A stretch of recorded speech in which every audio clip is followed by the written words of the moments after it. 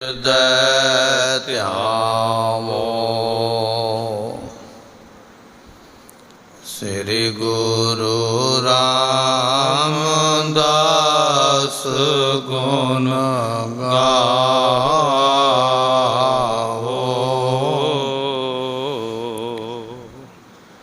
ਸ੍ਰੀ ਅਰਜਨ ਬਿਘਨ ਕੇ ਨਾਸਕ ਬਿਘਨ ਕੇ ਨਾਸਕ। ਸ੍ਰੀ ਹਰਗੋਬਿੰਦ ਸੁਭ ਸਮਤ ਪ੍ਰਕਾਸ਼ਕ।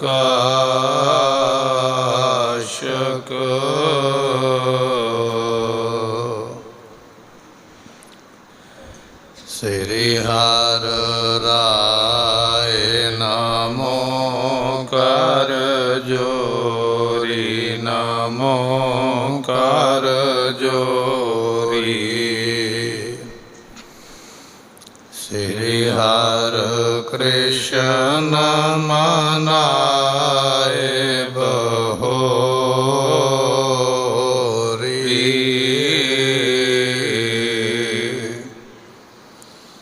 ਤੇਗ ਬਹਾਦਰ ਪਰਮ ਕਿਰਪਾਲਾ ਸਤਿਗੁਰ ਪਰਮ ਕਿਰਪਾਲਾ। ਸ੍ਰੀ ਗੁਰੂ ਗੋਬਿੰਦ ਸਿੰਘ ਬਿਸਾਲਾ।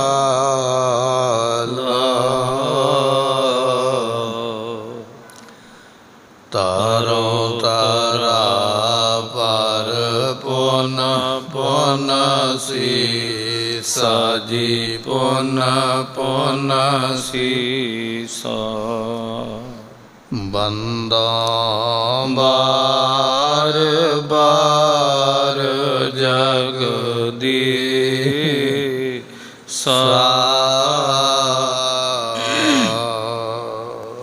ਰਹਿਓ ਧੀਰ ਧਰ ਗੁਰ ਵਚ ਮਾਨੇ ਪ੍ਰਭੂ ਪਰਕਰਮਾ ਕਰਤ ਭਯਾਨੇ।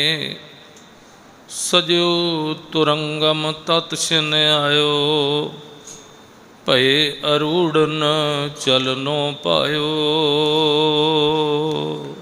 ਵਾਹਿਗੁਰੂ ਜੀ ਕਾ ਖਾਲਸਾ ਵਾਹਿਗੁਰੂ ਜੀ ਕੀ ਫਤਿਹ।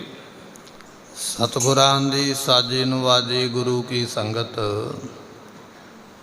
ਦਸਮ ਪਿਤਾ ਦਸਮ ਪਾਤਸ਼ਾਹ ਗੁਰੂ ਗੋਬਿੰਦ ਸਿੰਘ ਮਹਾਰਾਜ ਸਾਹਿਬ ਜੀਆਂ ਦਾ ਇਤਿਹਾਸ ਆਪਾਂ ਸਰਵਨ ਕਰ ਰਹੇ ਹਾਂ।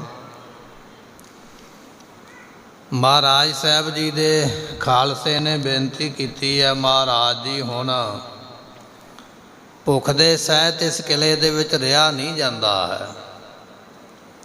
ਸਤਿਗੁਰਾਂ ਦਾ ਹੁਕਮ ਹੋਇਆ 7 ਦਿਨ ਦਾ ਕੇਵਲ ਸਮਾਂ ਹੈ, ਰੁਕ ਜਾਓਗੇ ਇੱਥੇ ਬੈਠਿਆਂ ਹੀ ਸਭ ਕੁਝ ਮਿਲ ਜਾਵੇਗਾ। ਮਹਾਰਾਜ ਦੇ ਇਸ ਹੁਕਮ ਦਾ ਕਾਰਨ ਇਹ ਹੈ ਕਿ ਮੁਗਲ ਫੌਜ ਦੇ ਵਿੱਚ ਬਿਮਾਰੀ ਅਤੇ ਇਸੇ ਤਰ੍ਹਾਂ ਬੇਬਲਤਾ ਜਿਹੜੀ ਹੈ ਪੈ ਗਈ ਹੈ। ਫੌਜਾਂ ਵੀ ਉੱਠ ਕੇ ਜਾਣ ਨੂੰ ਤਿਆਰ ਹੋ ਗਈਆਂ।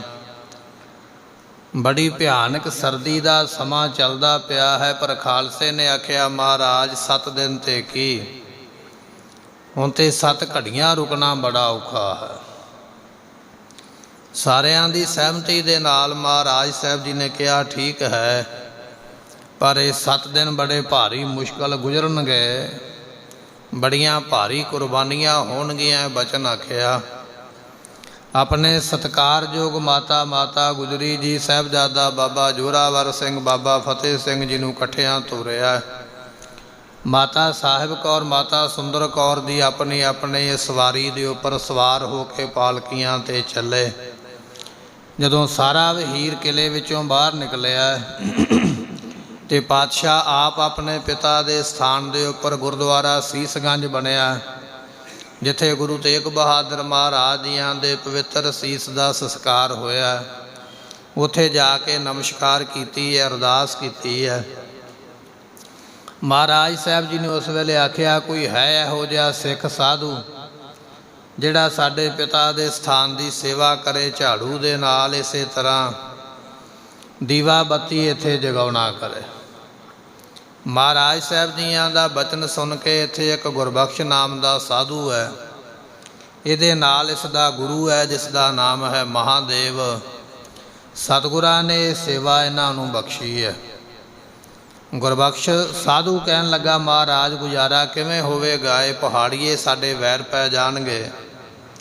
ਗੁਰੂ ਗੋਬਿੰਦ ਸਿੰਘ ਮਹਾਰਾਜ ਸਾਹਿਬ ਜੀਆਂ ਨੇ ਬਚਨ ਕੀਤਾ, ਕਹਿਣ ਲੱਗੇ ਪਹਾੜੀਏ ਫੌਜਾਂ ਤੁਹਾਡਾ ਕੁਝ ਨਹੀਂ ਵਿਗਾੜ ਸਕਣਗੀਆਂ, ਪਦਾਰਥਾਂ ਦੀ ਕਮੀ ਨਹੀਂ ਰਹੇਗੀ, ਰੋਜ਼ ਤੁਹਾਨੂੰ ਲੋੜ ਮੁਤਾਬਕ ਇੱਥੋਂ ਮਾਇਆ ਮਿਲ ਜਾਇਆ ਕਰੇਗੀ।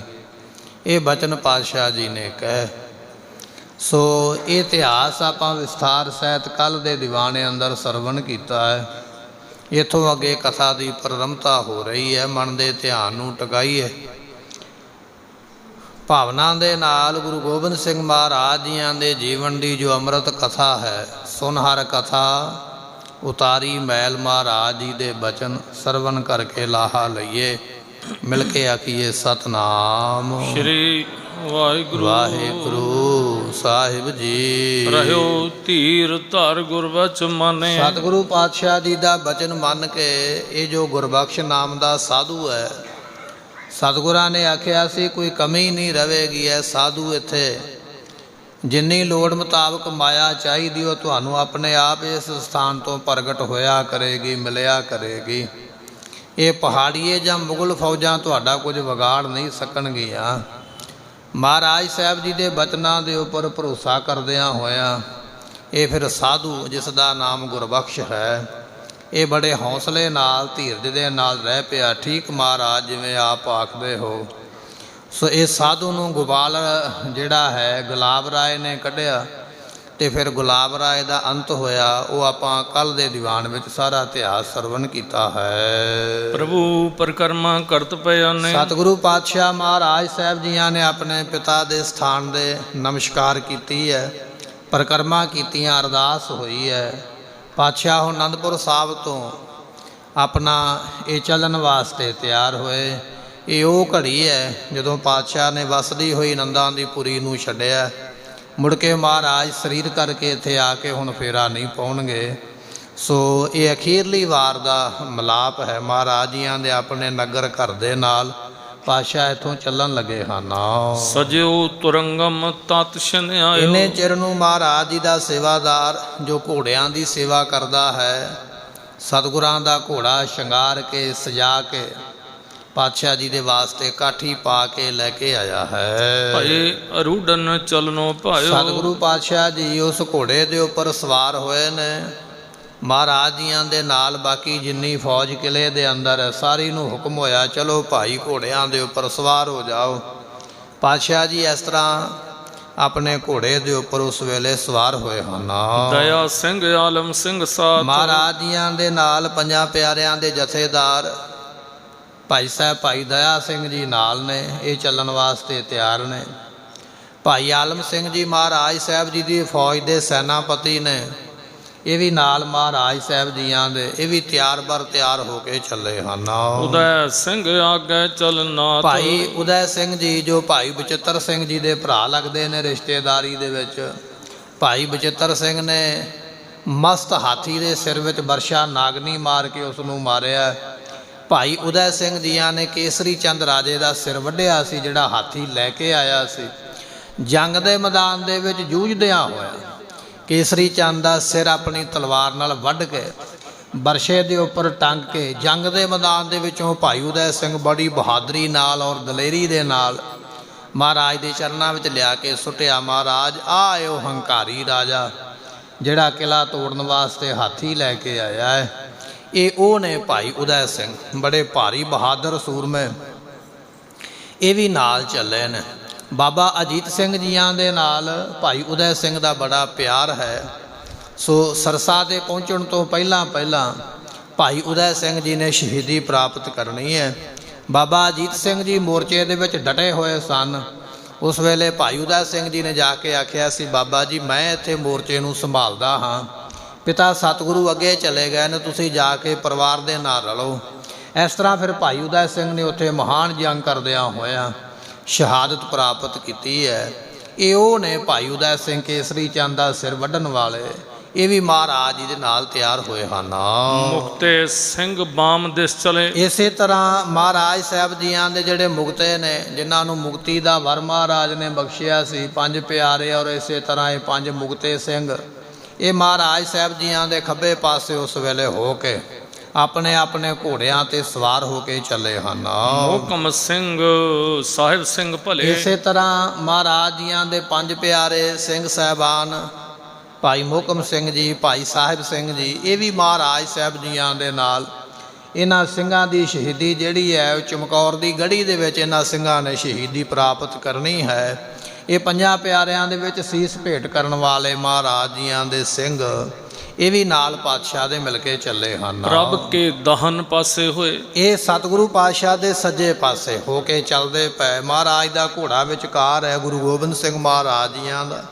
ਖੱਬੇ ਪਾਸੇ ਮਹਾਰਾਜ ਦੇ ਜਿਹੜੇ ਜਿਨ੍ਹਾਂ ਨੂੰ ਮੁਕਤੇ ਹੋਣ ਦਾ ਵਰ ਬਖਸ਼ਿਸ਼ ਕੀਤਾ ਸੀ ਮਹਾਰਾਜ ਜੀਆਂ ਦੇ, ਉਹ ਸਿੰਘ ਚੱਲਦੇ ਪਏ।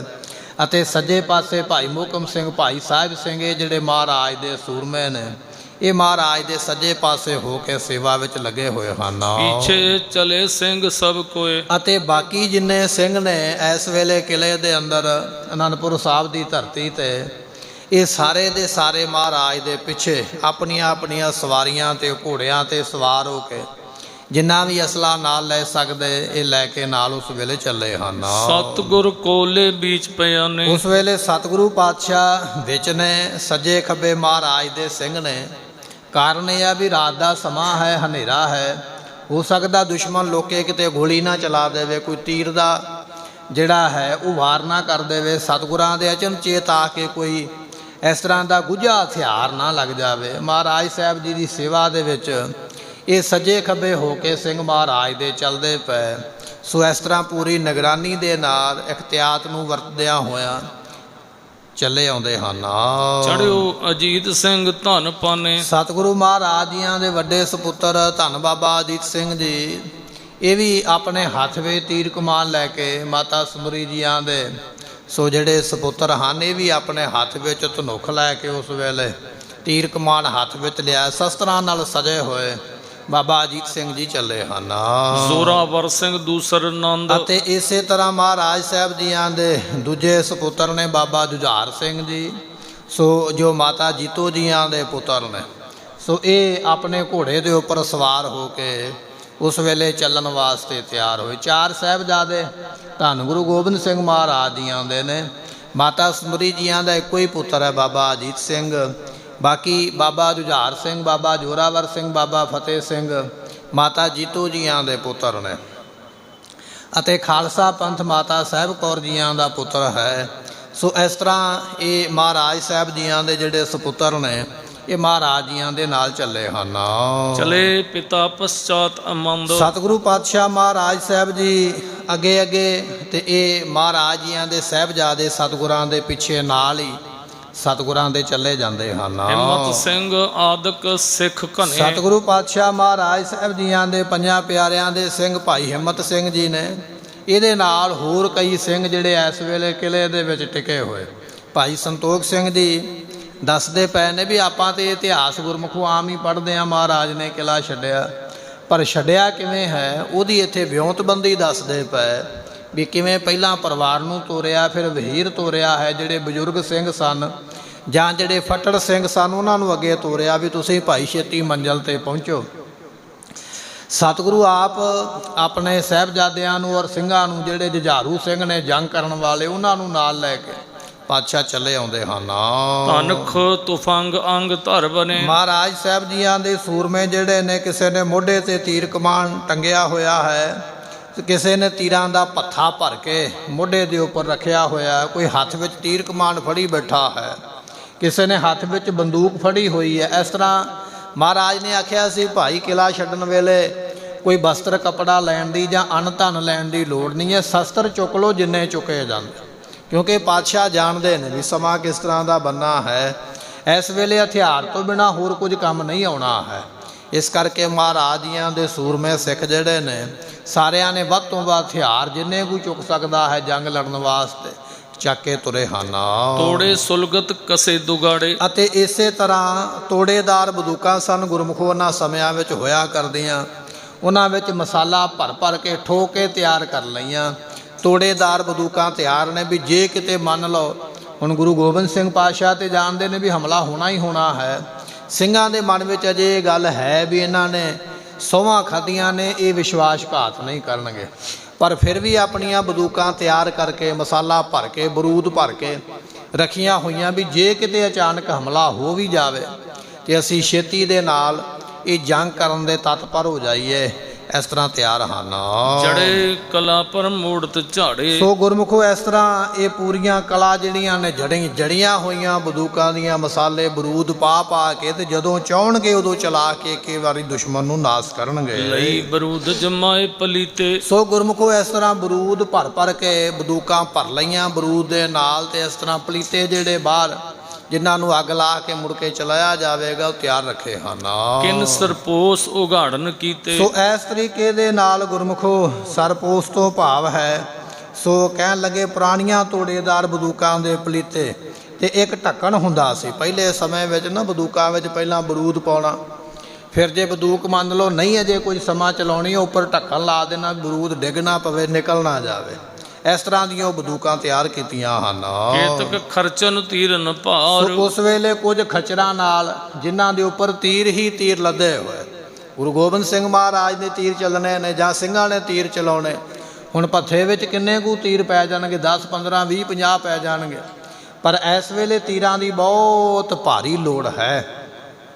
ਕੁਝ ਖਚਰਾਂ ਨੇ ਨਾਲ ਜਿਹੜੀਆਂ ਤੀਰਾਂ ਦੇ ਨਾਲ ਪੂਰੀਆਂ ਭਰੀਆਂ ਹੋਈਆਂ, ਉਹ ਵੀ ਨਾਲ ਉਹਨਾਂ ਦੇ ਗਲਾਂ ਵਿੱਚ ਰੱਸੇ ਪਾਏ ਹੋਏ ਖਚਰਾਂ ਨਾਲ ਨੇ। ਲੋੜ ਪਵੇਗੀ ਇਹ ਤੀਰ ਵਰਤੇ ਜਾਣਗੇ। ਖਚਰਾਂ ਦੇ ਉੱਪਰ ਤੀਰ ਲੱਦੇ ਹੋਏ ਹਨ। ਨਾਦ ਲਈ ਚਾਲੀ ਪ੍ਰਵਲਾਰ। ਅਤੇ ਸਤਿਗੁਰੂ ਪਾਤਸ਼ਾਹ ਮਹਾਰਾਜ ਜੀਆਂ ਨੇ ਆਖਿਆ ਭਾਈ ਸ਼ਸਤਰ ਜਿੰਨੇ ਚੁੱਕੇ ਜਾਂਦੇ ਚੁੱਕ ਲਓ, ਜਿਹੜੇ ਤੀਰ ਜਾਂ ਬਰੂਦ ਨਹੀਂ ਚੁੱਕਿਆ ਜਾ ਸਕਦਾ ਖਚਰਾਂ ਦੇ ਉੱਪਰ ਲੱਦ ਲਓ, ਕਿਉਂਕਿ ਇਹਨਾਂ ਦੀ ਲੋੜ ਪੈਣੀ ਹੈ ਸ਼ਸਤਰਾਂ ਦੀ ਵੱਧ ਤੋਂ ਵੱਧ। ਮਹਾਰਾਜ ਜੀ ਦਾ ਹੁਕਮ ਮੰਨ ਕੇ ਖਚਰਾਂ ਦੇ ਉੱਪਰ ਤੀਰ, ਬਰੂਦ, ਗੋਲੀ, ਸਿੱਕਾ ਜਿੰਨਾ ਵੀ ਲੱਦਿਆ ਜਾ ਸਕਦਾ ਅਸਲੇ ਦਾ ਸਮਾਨ ਉਹ ਲੱਦ ਲਿਆ ਹੈ। ਫਨੀ ਅਰਸੇ ਖਪਰੇ ਖਰੇ ਖਰੇ। ਮਹਾਰਾਜ ਸਾਹਿਬ ਜੀਆਂ ਦੇ ਜਿਹੜੇ ਸਿੰਘਾਂ ਦੇ ਤੀਰ ਨੇ ਉਹ ਖਪਰੇ, ਜਿਵੇਂ ਖਪਰਾ ਸੱਪ ਹੁੰਦਾ ਨਾ ਗੁਰਮੁਖੋ, ਇਸ ਤਰ੍ਹਾਂ ਖਪਰੇ ਤੀਰ, ਚੌੜੇ ਚੌੜੇ ਜਿਨ੍ਹਾਂ ਦੇ ਫਾਲੇ ਨੇ, ਐਸੇ ਤੀਰ ਨੇ। ਨਿੱਕੀਆਂ ਮੋਟੀਆਂ ਤੀਰਾਂ ਨਹੀਂ ਹਨ, ਨਿੱਕੇ ਮੋਟੇ ਤੀਰ ਨਹੀਂ, ਬਰੀਕ ਕਾਨਿਆਂ ਵਾਲੇ, ਛੋਟੇ ਮੂੰਹਾਂ ਵਾਲੇ ਨੇ। ਖਪਰੇ ਤੀਰ ਜਿਹੜੇ ਚੱਲਣਗੇ ਕਈ ਵੈਰੀਆਂ ਦਾ ਸੀਨਾ ਪਾੜ ਦੇਣਗੇ। ਆਪ ਸੰਗਤਾਂ ਹਜ਼ੂਰ ਸਾਹਿਬ ਦਰਸ਼ਨ ਕਰਦੇ ਹੋ ਮਹਾਰਾਜ ਸਾਹਿਬ ਜੀ ਦੇ ਸ਼ਸਤਰਾਂ ਦੇ। ਰਹਿਰਾਜ ਸਾਹਿਬ ਜੀ ਦੇ ਪਾਠ ਤੋਂ ਉਪਰੰਤ ਇੱਕ ਤੀਰ ਦੇ ਦਰਸ਼ਨ ਕਰਵਾਏ ਜਾਂਦੇ। ਬੜਾ ਭਾਰੀ ਵੱਡਾ ਤੀਰ ਹੈ, ਉਸ ਨੂੰ ਖਪਰਾ ਤੀਰ ਕਿਹਾ ਜਾਂਦਾ ਹੈ, ਬੁੱਕ ਜਿੰਨਾ ਚੌੜਾ ਹੈ। ਇਹ ਗੁਰੂ ਗੋਬਿੰਦ ਸਿੰਘ ਪਾਤਸ਼ਾਹ ਆਪਣੀ ਕਮਾਨ ਵਿੱਚ ਰੱਖ ਕੇ ਚਲਾਉਂਦੇ ਤੇ 4-4 ਕੋਹ ਤੱਕ ਜਾ ਕੇ ਮਹਾਰਾਜ ਦਾ ਤੀਰ ਦੁਸ਼ਮਣ ਨੂੰ ਵਿੰਨ੍ਹਿਆ ਕਰਦਾ। ਐਸੇ ਜਿਹੜੇ ਭਾਰੀ ਭਰਕਮ ਤੀਰ ਨੇ ਉਹ ਖਚਰਾਂ ਦੇ ਉੱਪਰ ਲੱਦ ਕੇ ਨਾਲ ਲੈ ਲਈਆਂ ਹਨ। ਸੇਲੇ ਤੋਮਰ ਸਾਂਗਨ ਧਰੇ। ਇਸੇ ਤਰ੍ਹਾਂ ਗੁਰਮੁਖੋ ਸੇਲਾ, ਤੋਮਰ ਇਹ ਬਰਸ਼ਿਆਂ ਦੀਆਂ ਵੱਖਰੀਆਂ ਕਿਸਮਾਂ ਨੇ। ਬਰਸ਼ਾ ਕਹਿ ਦਈਏ, ਬਰਸ਼ੀ ਕਹਿ ਦਈਏ, ਨੇਜਾ ਕਹਿ ਦਈਏ, ਵੱਖਰੀਆਂ ਕਿਸਮਾਂ ਲੜਨ ਵਾਸਤੇ। ਕਿਸੇ ਦੀ ਨੋਕ ਤਿੱਖੀ ਹੈ, ਕਿਸੇ ਦੀ ਇੱਕ ਪਾਸੇ ਧਾਰ ਹੈ, ਕਿਸੇ ਦੀ ਦੋ ਪਾਸੇ ਧਾਰ ਹੈ। ਇਸ ਤਰ੍ਹਾਂ ਦੇ ਸ਼ਸਤਰ ਜਿਹੜੇ ਨੇ ਇਹਨਾਂ ਖਚਰਾਂ ਦੇ ਉੱਪਰ ਲੱਦੇ ਹੋਏ ਹਨ। ਸਨੇ ਸਨੇ ਗਮਨ ਮਗ ਬੀਚ। ਸਤਿਗੁਰੂ ਪਾਤਸ਼ਾਹ ਹੌਲੀ ਜਾ ਰਹੇ ਨੇ, ਪਰ ਦੁਸ਼ਮਣ ਨੂੰ ਅਜੇ ਪਤਾ ਨਹੀਂ ਲੱਗਾ ਹੈ ਵੀ ਮਹਾਰਾਜ ਨੇ ਕਿਲਾ ਛੱਡ ਦਿੱਤਾ ਹੈ। ਮੁਗਲ ਫੌਜ ਔਰ ਪਹਾੜੀਆਂ ਦੀ ਫੌਜ ਉਸੇ ਤਰ੍ਹਾਂ ਘੇਰਾ ਪਾ ਕੇ ਬੈਠੀ ਹੈ ਵੀ ਮਹਾਰਾਜ ਦੇ ਅੰਦਰ ਹੀ ਨੇ, ਪਤਾ ਨਹੀਂ ਹੈ। ਸਤਿਗੁਰੂ ਬੜੇ ਆਰਾਮ ਦੇ ਨਾਲ ਆਪਣੇ ਸਿੰਘਾਂ ਨੂੰ ਨਾਲ ਲੈ ਕੇ, ਅਸਲਾ ਨਾਲ ਲੈ ਕੇ ਚੱਲਦੇ ਪਏ ਹਨ।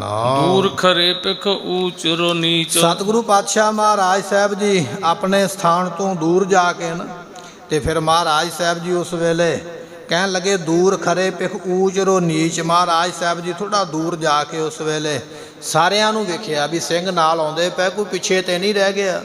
ਕੋਈ ਮਾੜਾ ਮਰੇੜਾ ਸਿੰਘ ਹੈ ਜਾਂ ਕੋਈ ਜ਼ਖਮੀ ਹੈ ਜਾਂ ਕੋਈ ਕਮਜ਼ੋਰ ਹੈ, ਕੋਈ ਪਿੱਛੇ ਨਾ ਰਹਿ ਜਾਵੇ। ਸਾਰਿਆਂ ਨੂੰ ਮਹਾਰਾਜ ਵੇਖ ਕੇ ਨਾਲ ਲੈ ਕੇ ਚੱਲਦੇ ਪਏ ਹਨ। ਕੇਤਕ ਕੋਸ ਪ੍ਰਭੂ ਪਸਥਾਨ। ਸਤਿਗੁਰੂ ਪਾਤਸ਼ਾਹ ਮਹਾਰਾਜ ਜੀ ਅਨੰਦਪੁਰ ਸਾਹਿਬ ਤੋਂ ਨਿਕਲ ਕੇ ਕਈ ਕੋਹ ਗੁਰਮੁਖੋ ਕੀਰਤਪੁਰ ਸਾਹਿਬ ਵਾਲੀ ਸਾਈਡ ਨੂੰ ਨਾ ਸੋ ਜੰਗਲ ਦੇ ਵਿੱਚ ਰਸਤੇ ਦੇ ਹੁੰਦਿਆਂ ਹੋਇਆਂ, ਕੱਚੇ ਰਸਤੇ ਸਨ ਉਹਨਾਂ ਸਮਿਆਂ ਦੇ ਵਿੱਚ, ਕੁਝ ਮੀਂਹ ਵਗੈਰਾ ਪਿਆ ਹੋਇਆ ਹੈ ਤੇ ਇਸ ਤਰ੍ਹਾਂ ਮਹਾਰਾਜ ਕੁਝ ਕੁ ਪੈਂਡਾ ਜਿਹੜਾ ਹੈ ਆਪਣੇ ਘੋੜੇ ਤੇ ਚੜ੍ਹ ਕੇ ਕੁਝ ਕੁ ਕੋਹ ਦੀ ਦੂਰੀ ਤੇ ਚੱਲੇ ਹਨ। ਅੰਧ ਭੈ ਰਿਪਨਾਹ ਨ ਜਾਣੇ। ਪਰ ਗੁਰਮੁਖੋ ਮਹਾਰਾਜ ਸਮਰੱਥ ਨੇ, ਜੋ ਚਾਹੁਣ ਉਹ ਕਰ ਸਕਦੇ। ਐਸੀ ਦੇਵਨੀਤ ਵਰਤੀ ਹੈ, ਐਸਾ ਭਾਣਾ ਵਾਪਰਿਆ ਹੈ, ਐਸੀ ਕੁਦਰਤ ਨੇ ਕ੍ਰਿਸ਼ਮਾ ਵਿਖਾਇਆ ਹੈ ਕਿ ਦੁਸ਼ਮਣ ਮੰਨ ਲਓ ਅੰਨਾ ਹੀ ਹੋ ਗਿਆ ਹੈ, ਪਤਾ ਹੀ ਨਹੀਂ ਲੱਗਾ ਮਹਾਰਾਜ ਕਿਵੇਂ ਕੋਲੋਂ ਲੰਘ ਕੇ ਚਲੇ ਗਏ। ਸਤਿਗੁਰੂ ਫੌਜ ਤੋਂ ਬਾਹਰ ਨਿਕਲ ਗਿਆ, ਜਿੰਨਾ ਘੇਰਾ ਸੀ ਨਾ ਫੌਜ ਦਾ 4 ਚੁਫੇਰੇ, ਸਾਰੇ ਘੇਰੇ ਨੂੰ ਚੀਰਦਿਆਂ ਹੋਇਆ ਮਹਾਰਾਜ ਸਾਹਿਬ ਜੀ ਘੇਰੇ ਤੋਂ ਅੱਗੇ ਚਲੇ ਗਏ। ਦੁਸ਼ਮਣ ਦੇ ਨਾਲ ਇਸ ਤਰ੍ਹਾਂ ਵਾਪਰਿਆ, ਕੁਦਰਤੀ ਤੌਰ 'ਤੇ ਪਰਮਾਤਮਾ ਨੇ ਐਸੀ ਵਿਧ ਬਣਾ ਦਿੱਤੀ ਹੈ, ਮੰਨ ਲਓ ਜਿਵੇਂ ਅੰਨੇ ਬੰਦੇ ਦੇ ਕੋਲ ਦੀ ਕੋਈ ਲੰਘ ਜਾਵੇ ਤੇ ਉਹਨੂੰ ਪਤਾ ਨਾ ਲੱਗੇ, ਇਸ ਤਰ੍ਹਾਂ ਦੀ ਹਾਲਤ ਮੁਗਲ ਫੌਜ ਦੀ ਬਣੀ ਹੈ। ਕਰਹਿ ਪ੍ਰਤੀਖਨ ਨਿਕਸਹਿ ਪਰ ਜਬਰ। ਇੱਧਰ ਮੁਗਲਾਂ ਦੀ ਫੌਜ ਜਿਹੜਾ ਹੈ ਜ਼ਬਰਦਸਤ ਖਾਨ ਲਾਹੌਰ ਦਾ ਸੂਬੇਦਾਰ, ਵਜ਼ੀਰ ਖਾਨ ਜਿਹੜਾ ਹੈ ਸਰਹੰਦ ਦਾ ਸੂਬੇਦਾਰ, ਉਹ ਉਡੀਕਦੇ ਪਏ ਵੀ ਅੱਜ ਮਹਾਰਾਜ ਨੇ ਬਾਹਰ ਨਿਕਲਣਾ ਹੈ, ਅੱਜ ਮਹਾਰਾਜ ਨੇ ਕਿਲਾ ਛੱਡਣਾ ਹੈ। ਉਡੀਕਦੇ ਪਏ ਵੀ ਸਤਿਗੁਰੂ ਕਦੋਂ ਕਿਲੇ ਤੋਂ ਬਾਹਰ ਨਿਕਲਣ ਤੇ ਛੇਤੀ ਨਾਲ ਹਮਲਾ ਕਰੀਏ। ਇੱਕ ਪਾਸੇ ਕਸਮਾਂ ਵਾਅਦੇ ਕੀਤੇ ਵੀ ਮਹਾਰਾਜ ਜੀ ਅਸੀਂ ਹਮਲਾ ਨਹੀਂ ਕਰਾਂਗੇ, ਦੂਸਰੇ ਪਾਸੇ ਮਨ ਦੇ ਖੋਟੇ ਲੋਕ ਉਡੀਕਦੇ ਪਏ ਕਦੋਂ ਕਿਲੇ ਚੋਂ ਬਾਹਰ ਨਿਕਲਣ ਮਹਾਰਾਜ ਤੇ ਕਦੋਂ ਅਸੀਂ ਇਹਨਾਂ ਦੇ ਉੱਪਰ ਹਮਲਾ ਕਰੀਏ। ਪਰ ਇਹਨਾਂ ਨੂੰ ਪਤਾ ਹੀ ਨਹੀਂ ਲੱਗਾ ਵੀ ਮਹਾਰਾਜ ਸਾਹਿਬ ਜੀ ਕਦੋਂ ਕਿਲੇ ਵਿੱਚੋਂ ਇਹਨਾਂ ਦੇ ਵਿੱਚੋਂ ਦੀ ਨਿਕਲ ਕੇ ਅੱਗੇ ਚਲੇ ਗਏ। ਪਰ ਇਹ ਆਪਣੀਆਂ ਆਪਣੀਆਂ ਥਾਵਾਂ 'ਤੇ ਮੋਰਚਿਆਂ 'ਤੇ ਬੈਠੇ ਹੋਏ ਮਹਾਰਾਜ ਸਾਹਿਬ ਜੀ ਦੀ ਉਡੀਕ ਕਰਦੇ ਪਏ ਹਨ। ਘੇਰ ਗੁਰੂ ਕੋ ਗਹਿ ਲਿਓ ਤਬੇ। ਅਤੇ ਉਸ ਵੇਲੇ ਮਨ ਵਿੱਚ ਇਹ ਆ ਵੀ ਜਦੋਂ ਗੁਰੂ ਪਾਤਸ਼ਾਹ ਬਾਹਰ ਨਿਕਲਣਗੇ ਨਾ, ਉਸੇ ਵੇਲੇ ਆਪਾਂ ਘੇਰਾ ਪਾ ਦੇਣਾ ਹੈ 4 ਚੁਫੇਰੇ ਫੌਜ ਦੇ ਨਾਲ, ਤੇ ਗੁਰੂ ਨੂੰ ਗ੍ਰਿਫਤਾਰ ਕਰਨਾ ਹੈ। ਗੁਰੂ ਨੂੰ ਗ੍ਰਿਫਤਾਰ ਕਰਕੇ ਤੇ ਔਰੰਗਜ਼ੇਬ ਦੇ ਕੋਲ ਲੈ ਕੇ ਜਾਣਾ। ਇਹ ਇਹਨਾਂ ਦੀ ਮਨਸ਼ਾ ਹੈ ਵੀ ਭਾਵੇਂ ਆਪਾਂ ਨੂੰ ਝੂਠੇ ਵਾਅਦੇ, ਝੂਠੀਆਂ ਕਸਮਾਂ ਖਾਣੀਆਂ ਪਈਆਂ, ਕੋਈ ਗੱਲ ਨਹੀਂ, ਪਰ ਜਦੋਂ ਗੁਰੂ ਗੋਬਿੰਦ ਸਿੰਘ ਮਹਾਰਾਜ ਜੀ ਕਿਲੇ ਵਿੱਚੋਂ ਬਾਹਰ ਨਿਕਲਣ ਤੇ ਮਹਾਰਾਜ ਨੂੰ 4 ਚੁਫੇਰਿਓਂ ਘੇਰਾ ਪਾ ਕੇ ਤੇ ਉਸ ਵੇਲੇ ਸੰਗਲਾਂ ਦੇ ਨਾਲ ਬੰਨ੍ਹ ਲਓ, ਗ੍ਰਿਫਤਾਰ ਕਰ ਲਓ, ਔਰੰਗਜ਼ੇਬ ਦੇ ਕੋਲ ਲੈ ਕੇ ਚੱਲਾਂਗੇ, ਐਸੀ ਮਨਸ਼ਾ ਲੈ ਕੇ ਬੈਠੇ ਹੋਏ। ਪਰ ਇਹਨਾਂ ਮਾੜੀ ਬੁੱਧੀ ਵਾਲਿਆਂ ਨੂੰ ਪਤਾ ਹੀ ਨਹੀਂ ਲੱਗਾ ਮਹਾਰਾਜ ਕਦੋਂ ਕੋਲ ਦੀ ਲੰਘ ਗਏ ਹਨ। ਰਾਮ ਕਨੌਲੇ ਲਗ ਚਲੇ ਆਏ। ਗੁਰਮੁਖੋ ਕੀਰਤਪੁਰ ਸਾਹਿਬ ਤੋਂ ਨਾ ਥੋੜੀ ਦੂਰੀ ਤੇ, ਕੀਰਤਪੁਰ ਸਾਹਿਬ ਤੋਂ 8 ਕੋਹ ਦੀ ਦੂਰੀ ਤੇ ਇੱਕ ਪਿੰਡ ਹੈ ਰਾਮ ਕਨੌਲਾ। ਸੋ ਮਹਾਰਾਜ ਸਾਹਿਬ ਜੀ ਆਨੰਦਪੁਰ ਸਾਹਿਬ ਤੋਂ ਚੱਲ ਕੇ ਇਸ ਨਗਰ ਤੱਕ ਆ ਕੇ ਪਹੁੰਚ ਗਏ। ਜਿਹੜੀਆਂ ਸੰਗਤਾਂ ਇਸ ਇਲਾਕੇ ਦੀਆਂ ਵਸਨੀਕ ਨੇ ਜਾਣਦੀਆਂ, ਉਹਨਾਂ ਨੂੰ ਨਗਰ ਬਾਰੇ ਪਤਾ ਹੋਵੇਗਾ। ਇਹ ਰਾਮ ਕਨੌਲਾ ਨਾਮ ਦਾ ਇੱਕ ਨਗਰ ਹੈ। ਸਤਿਗੁਰੂ ਆਨੰਦਪੁਰ ਸਾਹਿਬ ਨੂੰ ਛੱਡ ਕੇ ਇੱਥੋਂ ਤੱਕ ਆ ਗਏ ਸਨ ਸਮੇਤ ਪਰਿਵਾਰ ਦੇ, ਪਰ ਅਜੇ ਤੱਕ ਦੁਸ਼ਮਣ ਨੂੰ ਪਤਾ ਨਹੀਂ ਲੱਗਾ ਵੀ ਮਹਾਰਾਜ ਕਿਲੇ ਵਿੱਚੋਂ ਜਾ ਚੁੱਕੇ ਨੇ। ਉਹਨਾਂ ਦੇ ਮਨ ਵਿੱਚ ਇਹੋ ਹੀ ਹੈ ਵੀ ਅਜੇ ਕਿਲੇ ਵਿੱਚ ਬੈਠੇ ਹੋਏ। ਸੋ ਇਹ ਕੀਰਤਪੁਰ ਸਾਹਿਬ ਤੋਂ ਪੂਰਬ ਵਾਲੀ ਦਿਸ਼ਾ 'ਤੇ ਇਹ ਵਸਿਆ ਹੋਇਆ ਨਗਰ ਹੈ, ਰਾਮ ਕਨੌਲਾ ਇਸ ਦਾ ਨਾਮ ਹੈ। ਅੱਜ ਇੱਥੇ ਬੜਾ ਸੋਹਣਾ ਗੁਰਦੁਆਰਾ ਸਾਹਿਬ ਬਣਿਆ। ਜਦੋਂ ਕਿਤੇ ਆਪ ਸੰਗਤਾਂ ਦਰਸ਼ਨ ਕਰਨ ਵਾਸਤੇ ਜਾਓ ਤੇ ਇਸ ਨਗਰ ਦੇ ਵਿੱਚ ਉਸ ਗੁਰੂ ਘਰ ਦੇ ਦਰਸ਼ਨ ਕੀਤੇ ਜਾ ਸਕਦੇ ਜਿੱਥੋਂ ਤੱਕ ਮਹਾਰਾਜ ਸਾਹਿਬ ਜੀ ਕਿਲਾ ਛੱਡ ਕੇ ਪਹੁੰਚ ਗਏ ਹਨ। ਸਿੰਘ ਪੰਜ ਸਹਿ ਗੋਲ ਬਣਾਏ। ਸਤਿਗੁਰੂ ਜੀ ਦੇ ਨਾਲ ਇਸ ਵੇਲੇ ਗੁਰਮੁਖੋ 500 ਸਿੰਘਾਂ ਦਾ ਜਥਾ ਹੈ। ਜਦੋਂ ਕਿਲਾ ਛੱਡਿਆ ਨਾ ਮਹਾਰਾਜ ਜੀਆਂ ਨੇ, ਹੁਣ ਇਹ ਗੱਲ ਵਿਚਾਰਨ ਵਾਲੀ ਹੈ ਵੀ ਮਹਾਰਾਜ ਦੇ ਕੋਲ ਕਿੰਨਾ ਗੋਲੀ ਸਿੱਕਾ ਮਹਾਰਾਜ ਨੇ ਜੋੜ ਕੇ ਰੱਖਿਆ ਸੀ ਕਿ 7 ਮਹੀਨੇ ਲਗਾਤਾਰ ਜੰਗ ਹੁੰਦਾ ਰਿਹਾ ਤੇ ਗੋਲੀ ਸਿੱਕਾ ਹਰ ਰੋਜ਼ ਨਸ਼ਟ ਹੁੰਦਾ ਹੈ, ਰੋਜ਼ ਤੀਰ ਚੱਲਦੇ, ਰੋਜ਼ ਗੋਲੀਆਂ ਬਰੂਦ ਚੱਲਦਾ। 7 ਮਹੀਨੇ ਜੰਗ ਹੋਣ ਤੋਂ ਮਗਰੋਂ ਵੀ ਅੱਜ ਖੱਚਰਾਂ ਭਰ ਕੇ ਮਹਾਰਾਜ ਨਿਕਲੇ ਅਸਲੇ ਦੀਆਂ। ਇੰਨਾ ਅਸਲਾ ਮਹਾਰਾਜ ਸਾਹਿਬ ਜੀਆਂ ਨੇ ਜੋੜ ਕੇ ਰੱਖਿਆ ਹੋਇਆ ਸੀ ਆਪਣੇ ਕੋਲ। ਜੰਗ ਦਾ ਇੰਨਾ ਵੱਡਾ ਪ੍ਰਬੰਧ ਮਹਾਰਾਜ ਨੇ ਕੀਤਾ ਹੋਇਆ। ਜੇ ਮਹਾਰਾਜ ਕਿਲੇ ਵਿੱਚ ਟਿਕੇ ਰਹਿੰਦੇ, ਸਿੰਘ ਨਾ ਵਾਰ-ਵਾਰ ਕਹਿੰਦੇ, ਤੇ ਇਹ ਮੁਗਲਾਂ ਦੀ ਫੌਜ ਦੇ ਨਾਲ ਲੜਨ ਵਾਸਤੇ ਅਜੇ ਕਈ ਮਹੀਨੇ ਦਾ ਹੋਰ ਇਹ ਅਸਲਾ ਮਹਾਰਾਜ ਦੇ ਕੋਲ ਹੈ ਲੜਨ ਵਾਸਤੇ। ਪਰ ਪਾਤਸ਼ਾਹ ਜੀ ਆਪ ਹੀ ਸਭ ਕੁਝ ਕਰਨ ਕਰਾਉਣ ਸਮਰੱਥ ਨੇ, ਆਪ ਹੀ ਪ੍ਰੇਰਣ ਵਾਲੇ ਨੇ, ਆਪ ਹੀ ਕਰਾਉਣ ਵਾਲੇ। ਰੋ ਵਿਚਾਰ ਸਤਿਗੁਰੂ ਪਾਤਸ਼ਾਹ ਮਹਾਰਾਜ ਦੇ ਨਾਲ ਇਸ ਵੇਲੇ ਕੇਵਲ 500 ਸਿੰਘ ਬਾਕੀ ਬਚਿਆ ਹੈ, ਜਿਹੜਾ ਘੇਰਾ ਬਣਾ ਕੇ ਮਹਾਰਾਜ ਦੇ ਸੱਜੇ ਖੱਬੇ ਅੱਗੇ ਪਿੱਛੇ ਹੋ ਕੇ ਚੱਲਦਾ ਪਿਆ ਹੈ। ਕਿਉਂਕਿ ਇਹ ਸਾਵਧਾਨਤਾ ਹੈ, ਸਾਵਧਾਨੀ ਹੈ ਵੀ ਦੁਸ਼ਮਣ ਕਿਤੇ ਲੁਕੇ ਬੈਠਾ ਹੋਵੇ। ਜਿਵੇਂ ਅਕਾਲੀ ਫੂਲਾ ਸਿੰਘ ਜੰਗ ਦੇ ਵਿੱਚ ਲੜਦੇ ਪਏ ਸਨ ਨਾ ਮਹਾਰਾਜਾ ਰਣਜੀਤ ਸਿੰਘ ਦੇ ਸਮੇਂ, ਤੇ ਉਸ ਵੇਲੇ ਦੁਸ਼ਮਣ ਨੂੰ ਮੈਦਾਨ ਵਿੱਚੋਂ ਭਜਾ ਦਿੱਤਾ। ਜਦੋਂ ਦੁਸ਼ਮਣ ਦੌੜਿਆ ਤੇ ਅਕਾਲੀ ਜੀ ਮਗਰ ਲੱਗ ਗਏ ਆਪਣੀ ਫੌਜ ਲੈ ਕੇ ਦੁਸ਼ਮਣ ਨੂੰ ਮਾਰਦਿਆਂ ਹੋਇਆ। ਤੇ ਉਹ ਜਿਹੜੇ ਦੁਸ਼ਮਣ ਸਨ ਜਾ ਕੇ ਅੱਗੇ ਪਹਾੜੀਆਂ ਦੇ ਵਿੱਚ ਲੁਕ ਗਏ ਤੇ ਲੁਕ ਕੇ ਉਹਨਾਂ ਨੇ ਅਕਾਲੀ ਫੂਲਾ ਸਿੰਘ ਨੂੰ ਘੋੜੇ ਤੇ ਆਉਂਦਿਆਂ ਵੇਖ ਕੇ ਤੇ ਗੋਲੀ ਚਲਾ ਦਿੱਤੀ। ਉਹ ਗੋਲੀ ਲੱਗ ਗਈ ਅਕਾਲੀ ਫੂਲਾ ਸਿੰਘ ਦੇ ਨਾਲ, ਉਹਦੇ ਨਾਲ ਫਿਰ ਉਹਨਾਂ ਦੀ ਸ਼ਹਾਦਤ ਹੋ ਗਈ। ਸੋ ਇਹ ਇੱਕ ਰਣਨੀਤੀ ਹੈ ਵੀ ਜੇ ਆਪਾਂ ਜਾਣਾ ਦੁਸ਼ਮਣ ਲੁਕੇ ਬੈਠਾ ਹੋਵੇ, ਗੋਲੀ ਚਲਾ ਦੇਵੇ ਤੇ ਗੋਲੀ ਨੁਕਸਾਨ ਕਰ ਸਕਦੀ ਹੈ। ਇਸ ਕਰਕੇ ਮਹਾਰਾਜ ਦੇ ਸਿੰਘ ਸੱਜੇ ਖੱਬੇ ਅੱਗੇ ਪਿੱਛੇ ਨਾਲ ਪੂਰਾ ਗਰੁੱਪ ਬਣਾ ਕੇ ਗੋਲ ਗੋਲ ਹੋ ਕੇ ਚੱਲਦੇ ਪਏ ਵੀ ਕਿਸੇ ਪਾਸਿਓਂ ਜੇ ਦੁਸ਼ਮਣ ਬੈਠਾ ਵੀ ਹੋਵੇ, ਗੋਲੀ ਚਲਾ ਵੀ ਦੇਵੇ ਤੇ ਪਾਤਸ਼ਾਹ ਤਾਂ ਗੋਲੀ ਨਾ ਪਹੁੰਚੇ, ਅਸੀਂ ਉਸ ਦਾ ਮੁਕਾਬਲਾ ਕਰ ਸਕੀਏ। ਇਸ ਤਰ੍ਹਾਂ ਮਹਾਰਾਜ ਸਾਹਿਬ ਜੀ ਚੱਲਦੇ ਪਏ ਹਨ। ਦੁਰਜਨ ਖਰੇ ਰਹੇ ਪਛਾਤੀ। ਇਹ ਜਿਹੜੇ ਦੁਸ਼ਟ ਮਤ ਵਾਲੇ ਵੈਰੀ ਨੇ ਇਹ ਖਲੋਤੇ ਰਹੇ ਆਪਣੇ ਆਪਣੇ ਮੋਰਚਿਆਂ 'ਚ, ਫੌਜ ਉੱਥੇ ਹੀ ਬੈਠੀ ਆ ਮੁਗਲਾਂ ਦੀ। ਅਜੇ ਇਹਨਾਂ ਦੀ ਮਨ ਦੀ ਵਿਚਾਰ ਇਹ ਆ ਵੀ ਪਾਤਸ਼ਾਹ ਅਜੇ ਕਿਲੇ ਵਿੱਚ ਹੀ ਨੇ, ਜਦੋਂ ਨਿਕਲਣਗੇ ਆਪਾਂ ਨਿਕਲਣ ਹੀ ਨਹੀਂ ਦੇਣਾ, ਇੱਥੇ ਹੀ ਘੇਰਾ ਪਾ ਲੈਣਾ ਹੈ। ਪਰ ਇਹ ਜਾਣਦੇ ਨਹੀਂ ਵੀ ਇਸ ਵੇਲੇ ਪਾਤਸ਼ਾਹ ਜੀ ਇਹ ਜਿਹੜੇ ਹਨ ਉਹ ਚਲੇ ਗਏ ਹਨ। ਕਰ ਅਨੁਮਾਨ ਸਕਲ ਸੁਧ ਜਾਤੀ। ਕਿ ਸਤਿਗੁਰੂ ਪਾਤਸ਼ਾਹ ਮਹਾਰਾਜ ਸਾਹਿਬ ਜੀ ਇਸ ਵੇਲੇ ਅਨੰਦਪੁਰ ਸਾਹਿਬ ਤੋਂ ਤਕਰੀਬਨ 8 ਕੋਹ ਦੂਰ ਆ ਗਏ ਨੇ ਚਲਦਿਆਂ ਚਲਦਿਆਂ। ਜਦੋਂ 8 ਕੋਹ ਦਾ ਸਫ਼ਰ ਮਹਾਰਾਜ ਨੇ ਤੈਅ ਕਰ ਲਿਆ, ਹੋ ਸਕਦਾ ਗੁਰਮੁਖੋ ਉਹਨਾਂ ਸਮਿਆਂ ਵਿੱਚ ਘੰਟਾ ਲੱਗ ਗਿਆ ਹੋਵੇ, 1.5 ਘੰਟਾ ਲੱਗ ਗਿਆ ਹੋਵੇ। ਜਦੋਂ ਇੰਨਾ ਸਮਾਂ ਲੱਗ ਗਿਆ ਤੇ ਉਸ ਵੇਲੇ ਜਿਹੜੇ ਫੌਜ ਦੇ ਜਰਨੈਲ ਸਨ ਉਹਨਾਂ ਨੇ ਵੇਖਿਆ ਵੀ ਅੱਗੇ ਤੇ ਕਿਲੇ ਵਿੱਚ ਰੌਲਾ ਪੈਂਦਾ, ਘੋੜਿਆਂ ਦੇ ਹਣਕਣ ਦੀ ਆਵਾਜ਼ ਵੀ ਆਉਂਦੀ ਹੈ, ਬੰਦਿਆਂ ਦੇ ਬੋਲਣ ਦੀ ਗੱਲਬਾਤ ਕਰਨ ਦੀ ਆਵਾਜ਼ ਵੀ ਆਉਂਦੀ ਹੈ, ਮਸ਼ਾਲਾਂ ਵੀ ਜਗਦੀਆਂ। ਪਰ ਅੱਜ ਬੜੀ ਸ਼ਾਂਤੀ ਹੈ, ਬੜੀ ਚੁੱਪਚਾਨ ਹੈ, ਨਾ ਘੋੜੇ ਹਿਣਕਦੇ ਪਏ ਨਾ ਬੰਦੇ ਬੋਲਦੇ ਪਏ। ਬਾਹਰ ਬੈਠੀਆਂ ਫੌਜਾਂ ਨੇ ਔਰ ਜਰਨੈਲਾਂ ਨੇ ਅਨੁਮਾਨ ਜਿਹਾ ਲਾਇਆ ਆਪਣਾ ਵੀ ਕਿਤੇ ਮਹਾਰਾਜ ਨਿਕਲ ਤੇ ਨਹੀਂ ਗਏ, ਵੀ ਆਪਾਂ ਇੱਥੇ ਹੀ ਬੈਠੇ ਰਹਿ ਗਈ ਹੋਈਏ, ਪਤਾ ਹੀ ਨਾ ਲੱਗਾ ਹੋਵੇ। ਪੱਕਾ ਨਹੀਂ ਹੈ ਪਰ ਇੱਕ ਅਨੁਮਾਨ ਜਿਹਾ ਲਾ ਲਿਆ ਵੀ ਇਹ ਬੜੀ ਸ਼ਾਂਤੀ ਅੱਜ ਕਿਲੇ ਵਿੱਚ ਹੋ ਗਈ ਹੈ। ਉਹਨਾਂ ਚਾਨਣ ਵੀ ਨਹੀਂ ਅੱਜ ਕਿਲੇ ਵਿੱਚ ਜਿੰਨਾ ਪਹਿਲਾਂ ਹੁੰਦਾ, ਉਹਨਾਂ ਬੋਲਬਾਲਾ ਵੀ ਨਹੀਂ ਹੈ। ਇੱਕ ਅਨੁਮਾਨ ਜਿਹਾ ਅੰਦਾਜ਼ਾ ਜਿਹਾ ਲਾਇਆ ਹੈ। ਗੁਰੂ ਦੁਰਗ ਮਹਿ ਅਵਥਿਰ ਨਾਹੀ। ਉਸ ਵੇਲੇ ਮਨ ਵਿੱਚ ਸੋਚਦੇ ਪਏ ਵੀ ਲੱਗਦਾ ਹੈ ਵੀ ਗੁਰੂ ਪਾਤਸ਼ਾਹ ਕਿਲੇ ਵਿੱਚ ਨਹੀਂ। ਮਹਾਰਾਜ 8 ਕੋਹ ਆ ਗਏ ਅਨੰਦਪੁਰ ਸਾਹਿਬ ਨੂੰ ਛੱਡ ਕੇ। ਫਿਰ ਇਹਨਾਂ ਨੇ ਇੱਕ ਅੰਦਾਜ਼ਾ ਜਿਹਾ ਮਾਰਿਆ ਵੀ ਇਹ ਇੰਨੀ ਸ਼ਾਂਤੀ ਚੁੱਪਚਾਨ ਜਿਹੜੀ ਹੈ, ਲੱਗਦਾ ਵੀ ਗੁਰੂ ਪਾਤਸ਼ਾਹ ਕਿਲੇ ਵਿੱਚ ਹੁਣ ਹੈ ਨਹੀਂ, ਛੱਡ ਕੇ ਚਲੇ ਗਏ। ਇਹ ਇਹਨਾਂ ਦਾ ਅਨੁਮਾਨ ਹੀ ਹੈ, ਅੰਦਾਜ਼ਾ ਹੀ ਹੈ, ਪੱਕਾ ਨਹੀਂ ਪਤਾ ਹੈ। ਉਸ ਵੇਲੇ ਫਿਰ ਰੌਰਾ ਨਹਿ ਲਖੀਅਤ ਦਿਸ਼ਤਾ ਹੀ। ਕਿਉਂਕਿ ਗੁਰੂ ਪਾਤਸ਼ਾਹ ਦੇ ਕਿਲੇ ਵਾਲੇ ਪਾਸੇ ਰੌਲਾ ਨਹੀਂ ਪੈਂਦਾ। ਹੁਣ ਜਿੱਥੇ ਕੋਈ ਬੰਦਾ ਵੱਸਦਾ ਹੋਵੇ, ਕੋਈ ਗੱਲਾਂ ਬਾਤਾਂ ਕਰਦਾ, ਕੋਈ ਚਾਨਣ ਵਾਸਤੇ ਮਸ਼ਾਲਾਂ ਜਗਾਉਂਦਾ, ਕੋਈ ਘੋੜੇ ਵਗੈਰਾ ਹਿਣਕਦੇ, ਕੋਈ ਮਾੜੀ ਮੋਟੀ ਹਰਕਤ ਹੁੰਦੀ ਹੈ ਤੇ ਪਤਾ ਲੱਗਦਾ ਵੀ ਇੱਥੇ ਕੋਈ ਰਹਿ ਰਿਹਾ ਹੈ। ਇਹਨਾਂ ਨੇ ਵੇਖਿਆ ਵੀ ਅੱਜ ਬੜੀ ਸ਼ਾਂਤੀ ਹੈ, ਬੜਾ ਚੁੱਪਚਾਨ ਹੈ, ਰਾਤ ਕਾਲੀ ਬੋਲੀ ਹੈ, ਕਿਤੇ ਮਹਾਰਾਜ ਚਲੇ ਤੇ ਨਹੀਂ ਗਏ। ਇਸ ਤਰ੍ਹਾਂ ਦਾ ਅੰਦਾਜ਼ਾ ਜਿਹਾ ਖਲਾ ਕੇ ਜਾਣੇ ਉੱਪਰ ਅਗਾਰੀ ਗਏ। ਉਸ ਵੇਲੇ ਇਹਨਾਂ ਨੇ ਕੁਝ ਬੰਦੇ ਜਿਹੜੇ ਸਨ ਉਹਨਾਂ ਦੇ ਕੋਲੋਂ ਪਤਾ ਕਰਾਇਆ ਵੀ ਕਿਤੇ ਮਹਾਰਾਜ ਲੰਘ ਤੇ ਨਹੀਂ ਗਏ। ਕਿਸੇ ਨੇ ਆਖਿਆ, ਕਿਸੇ ਸਿਪਾਹੀ ਨੇ ਜਾਂ ਪਹਿਰੇਦਾਰ ਨੇ ਵੀ ਸਾਨੂੰ ਇਸ ਦਿਸ਼ਾ ਨੂੰ ਖੜਕਾ ਹੁੰਦਾ ਸੁਣਾਈ ਦਿੱਤਾ ਹੈ। ਤੇ ਫਿਰ ਵਿਚਾਰਦੇ ਪਏ ਕਿਤੇ ਮਹਾਰਾਜ ਚਲੇ ਤੇ ਨਹੀਂ ਗਏ, ਜੇ ਇੱਧਰ ਨੂੰ ਖੜਕਾ ਵੀ ਇਸ ਪਾਸੇ ਨੂੰ ਸ਼ੋਰ ਸ਼ਰਾਬਾ ਹੋ ਰਿਹਾ ਵੀ ਚਲੇ ਨਾ ਗਏ। ਹੁਣ ਕਿਸੇ ਨੇ ਇਸ ਤਰ੍ਹਾਂ ਦੱਸਿਆ ਹੈ ਮਾਰਗ ਦੂਰ ਉਲੰਘਤ ਭਏ। ਪਰ ਗੁਰਮੁਖੋ ਗੁਰੂ ਪਾਤਸ਼ਾਹ ਤੇ ਦੂਰ ਚਲੇ ਗਏ ਨਾ, ਮਹਾਰਾਜ ਤੇ ਲੰਘ ਗਏ ਸਾਰਾ ਘੇਰਾ ਫੌਜ ਦਾ। ਜਿੱਥੋਂ ਤੱਕ ਫੌਜ ਖਿਲਰੀ 10 ਲੱਖ ਦੀ ਫੌਜ ਦਾ ਘੇਰਾ, ਕਈ ਕੂਹਾਂ ਤੱਕ ਪਿਆ ਹੋਇਆ। ਇਹ ਨਹੀਂ ਵੀ ਥੋੜੇ ਥਾਂ ਦੇ 2-4 ਕਿੱਲਿਆਂ ਵਿੱਚ ਨਹੀਂ, ਕਈ ਕੂਹਾਂ ਵਿੱਚ 4 ਚੁਫੇਰੇ ਫੌਜ ਖਿਲਰੀ ਹੋਈ ਹੈ। ਆਪਾਂ ਕਹਿ ਲਈਏ ਕਈ ਕਿਲੋਮੀਟਰ ਤੱਕ।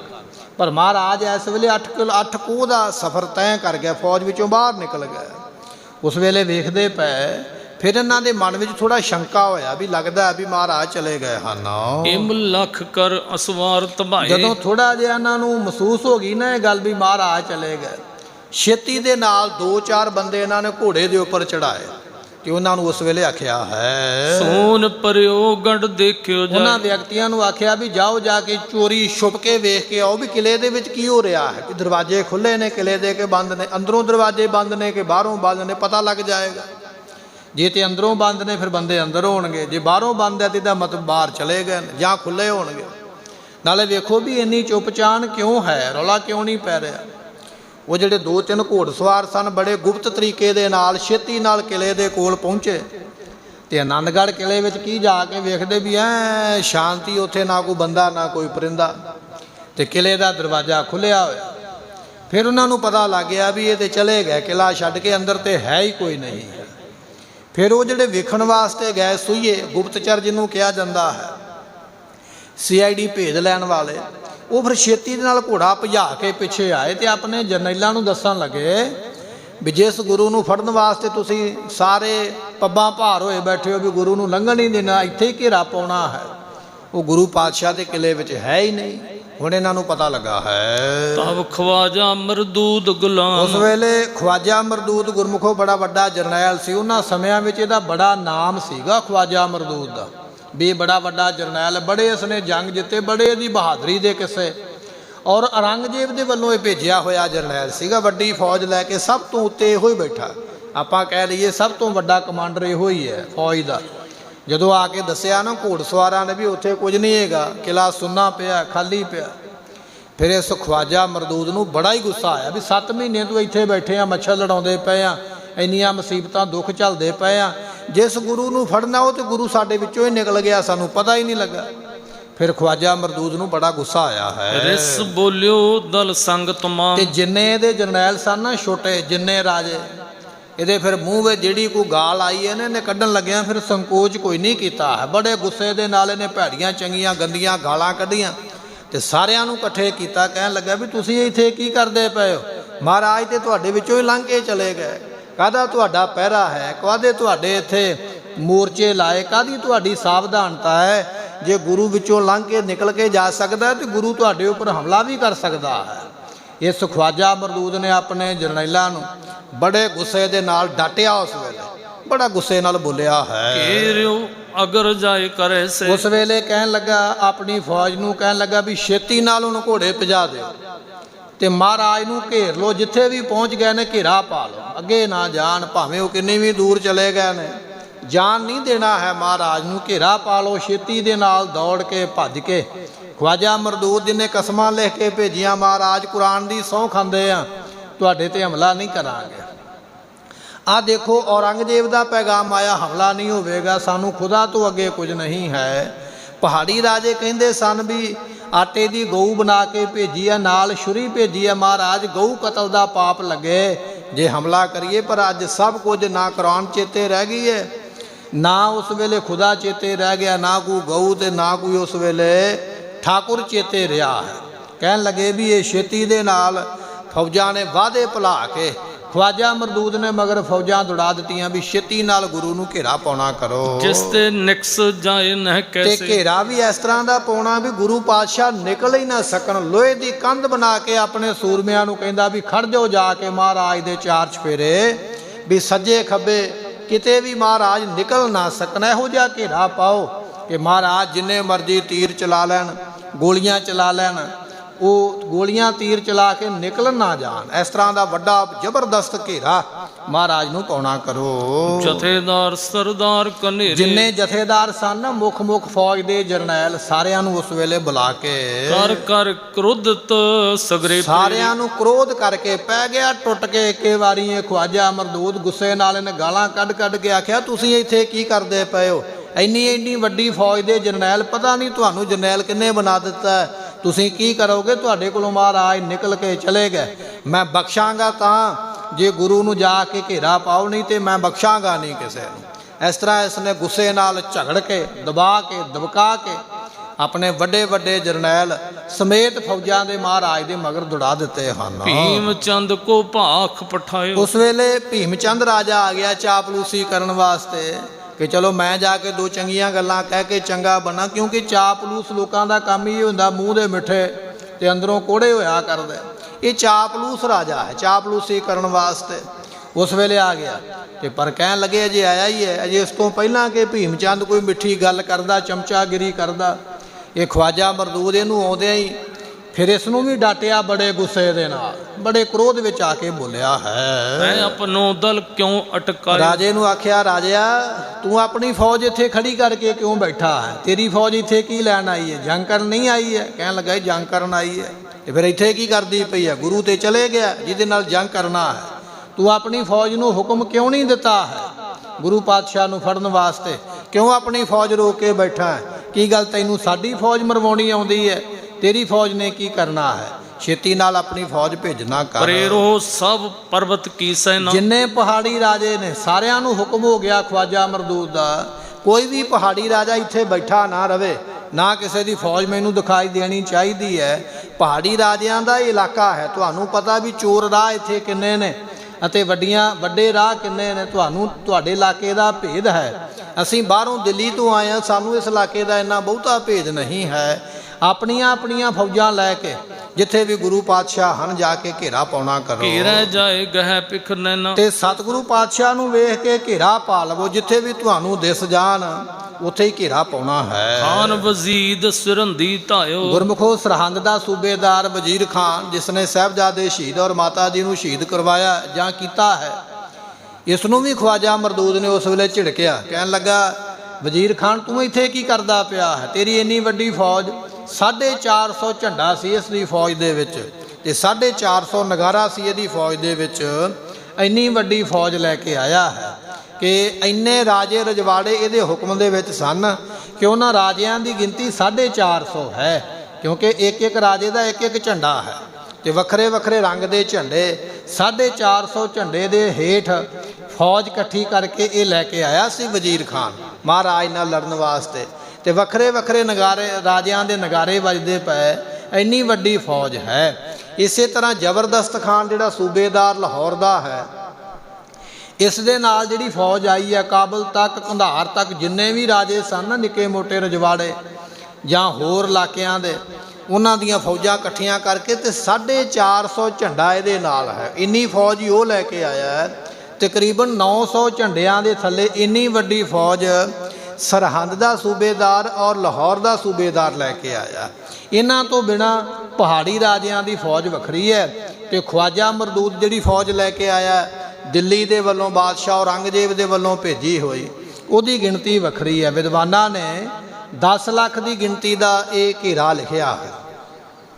ਔਰੰਗਜ਼ੇਬ ਦੇ ਜੀਵਨ ਕਾਲ ਦੇ ਵਿੱਚ ਔਰੰਗਜ਼ੇਬ ਦਾ ਇਤਿਹਾਸ ਪੜ੍ਹ ਕੇ ਵੇਖ ਲਓ, ਇੰਨੀ ਵੱਡੀ ਫੌਜ ਔਰੰਗਜ਼ੇਬ ਨੇ ਆਪਣੇ ਪੂਰੇ ਜੀਵਨ ਦੇ ਵਿੱਚ ਕਿਤੇ ਨਹੀਂ ਭੇਜੀ। ਸਭ ਤੋਂ ਵੱਡੀ ਫੌਜ ਗੁਰੂ ਗੋਬਿੰਦ ਸਿੰਘ ਮਹਾਰਾਜ ਨੂੰ ਘੇਰਾ ਪਾਉਣ ਵਾਸਤੇ ਆਈ ਹੈ।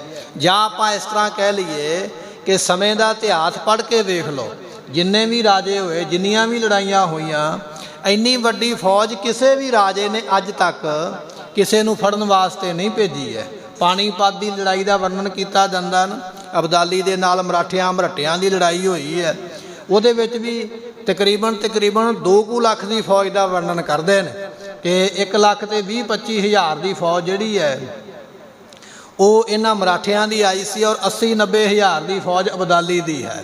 ਤੇ ਪਾਣੀਪਤ ਦੇ ਜੰਗ ਨੂੰ ਬੜਾ ਵੱਡਾ ਮੰਨਿਆ ਜਾਂਦਾ ਹੈ, ਪਰ ਗੁਰੂ ਗੋਬਿੰਦ ਸਿੰਘ ਪਾਤਸ਼ਾਹ ਨੂੰ ਘੇਰਨ ਵਾਸਤੇ 10 ਲੱਖ ਦੀ ਫੌਜ ਦਾ ਘੇਰਾ ਅਨੰਦਪੁਰ ਸਾਹਿਬ ਨੂੰ ਲਿਖਿਆ।